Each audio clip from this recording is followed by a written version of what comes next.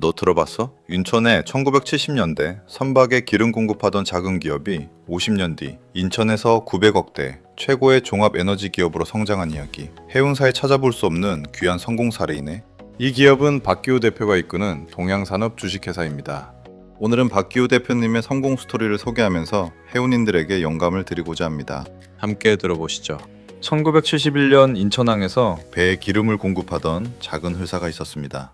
누가 그때 상상했을까요? 그 작은 시작이 반세기를 넘어 3대가 이어가는 기업으로 성장하고 연 매출 900억 원대의 종합 에너지 기업으로 이어질 것이라고 말입니다. 하지만 이 이야기의 진짜 주인공은 매출 900억이라는 숫자가 아닙니다. 50년 넘게 한 지역을 떠나지 않고 지켜온 신뢰입니다.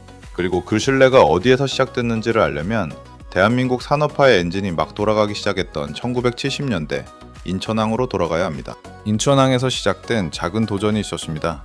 1970년대 인천항. 보도에는 기름 냄새와 짠 바닷바람이 뒤섞였고 하역장의 새소리는 하루 종일 멈추지 않았습니다. 해가 들어오면 사람이 뛰었고 화물이 움직이면 트럭이 달렸습니다.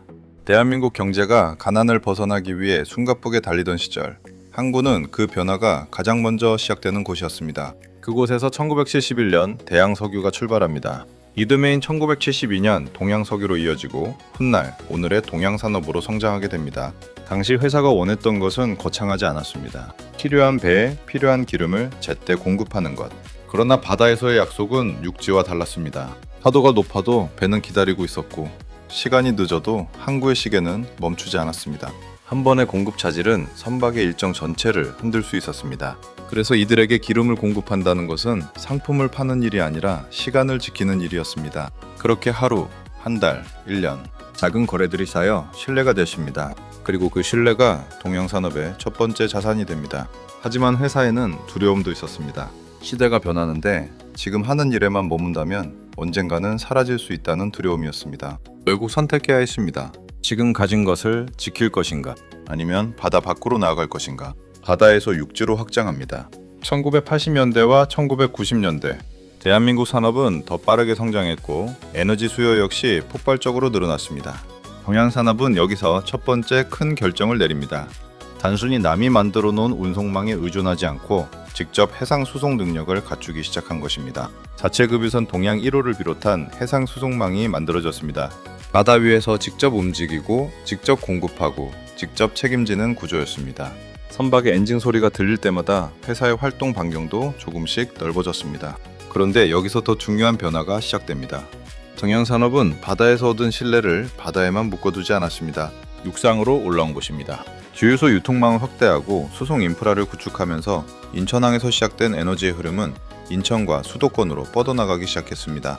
바다의 선박과 육지의 차량, 항만과 산업 현장, 서로 떨어져 보였던 두 시장이 하나의 유통망으로 연결됐습니다.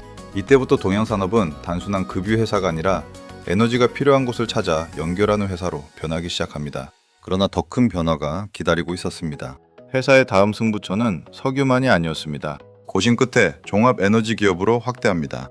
2000년대 박기우 대표의 경영 아래 동양산업은 다시 한번 사업의 경계를 넓힙니다.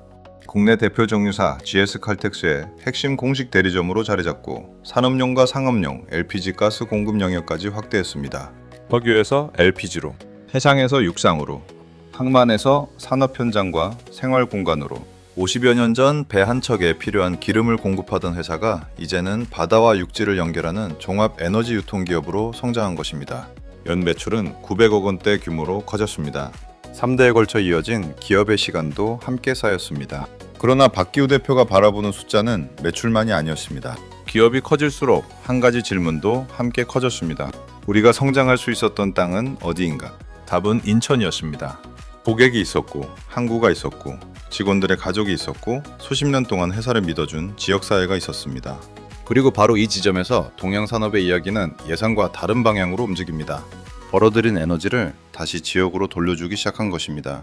50년 기업의 두 번째 에너지, 사회봉사를 찾았습니다.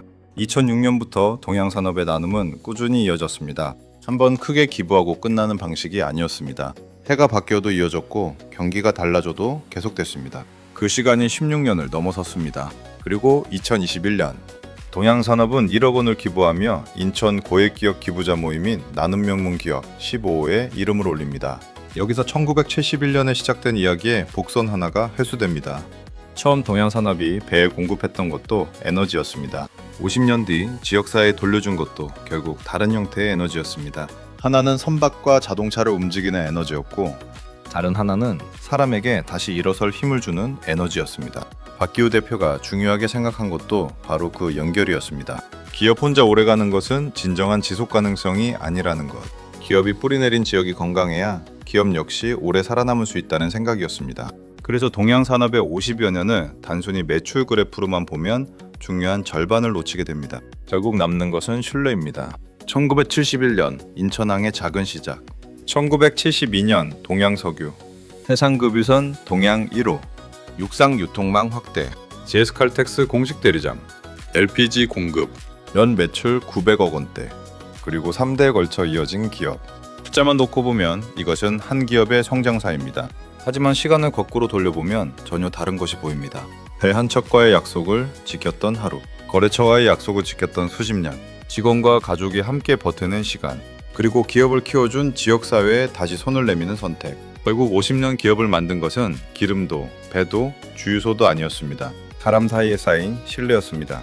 인천 바다를 드나드는 선박에 에너지를 공급했던 기업은 육지의 산업으로 움직였고 이제는 나눔을 통해 지역사회의 또 다른 내일을 움직이고 있습니다. 바닷길을 밝히고 육지를 뛰게 하고 사람의 삶에 다시 온기를 더하는 기업. 동양산업의 다음 50년이 궁금해지는 이유도 바로 여기에 있습니다. 기업의 역사는 매출로 기록될 수 있지만 기업의 가치는 결국 사람들의 기억 속에 남기 때문입니다. 1971년 인천항에서 시작된 작은 약속.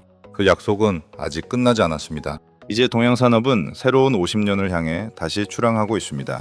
여러분은 50년 이상 살아남는 기업에 가장 필요한 것이 무엇이라고 생각하십니까? 기술, 자본, 도전정신, 아니면 신뢰일까요? 여러분이 생각하는 좋은 기업의 조건을 댓글로 남겨주세요.